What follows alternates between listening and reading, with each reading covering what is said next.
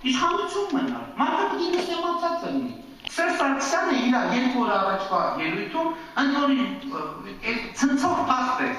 Երթմնակալության ելույթը ընդամենը 3 էջանոց մի հատ ելույթ, որ մտքերի փոխանակման փուլում, ասենք 10 րոպեանոց պատգամավորի սենց միջանկյալ հարցի ելույթ։ 3 էջի վրա։ Տենց բան աշխարհում ոչ մի տեղ չեք տեսնի, ոչ մի նորմալ ելույթ։ Եվ Սերժ Սարգսյանը ելույթում ասում է, որ ինքը աղքատության դեմ պայքարելու է։ Չի պայքարելու աղքատության դեմ, որտեղ իրան այս համակարգին պետք է որ մարդիկ աղքատ լինեն, բայց 117 ընտրակաշառքի դեպքը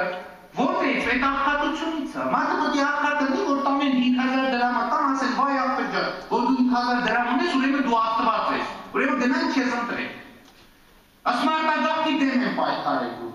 Չեմ հավատում, ո՞նց արտագաղթի, բա ո՞վ է իրանց ընտրելու, որ արտագաղթի դեմ պայքարեն։ Բայցဒီմարդը ռեալ Հայաստանում իրանց օգնինով կքվեարկի։ Իրանց օգնին պետք է քվեարկեն իմ մարդիկ, ովքեր Հայաստանում չեն, այսինքն Հայաստանում եղող շատ քիչ մարդիկ, որոնց մի մասին համոզված են դահլիճում ներկա բազմաթիվ մարդիկ ճանաչում են, պետք է քվեարկեն հենց նրանց փոխարեն։ Եվ իդեպ քանի որ այս թեմային անդրադարձա, ամփոփելով ուզում եմ ասել, որ հենց այդ իրողությունը մենք տեսանք ապրիլի 9-ին։ Այսպես քննարկումներ, որոնք շատ դժվար են հասնում բունեությանը,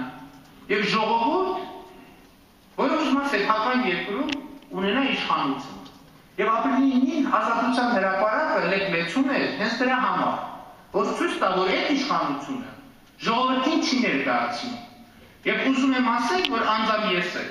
եղել եմ այդ օր Ազատության հրապարակում, իմ պաշտպանություն նաև մարդու իրավունքների, առաջին հերթին իշխանություն ձևավորելու Հայաստանի Հանրապետության քաղաքացիների իրավունքների։ Ասելու համար, որ Սերժ Սարգսյան անունով նախագահ ես ինքս որպես քաղաքացի եւ պատգամավոր չեմ ճանաչում։ Շնորհակալություն։ Պարոն Փաշինյան, խնդրում եմ մի քիչ գործընկերները հանդեպ կոռեկտ լինեք, էլի պատգամավորները ընտրում են ոչ թե նշանակում են։ Մենք բոլորս պատգամավոր ենք, դե գիտեք ինչ, ես շատ լավ գիտեմ, դուք շատ լավ գիտեք, բայց չի կարելի ընդհանուր, եթե ունեք ասեք, կոնկրետ անվանական ասեք, ով նշանակում է։ Համեցեք, ընտրում եմ հարգալի ձեր գործընկերների հանդեպ, արժեք ֆինանսական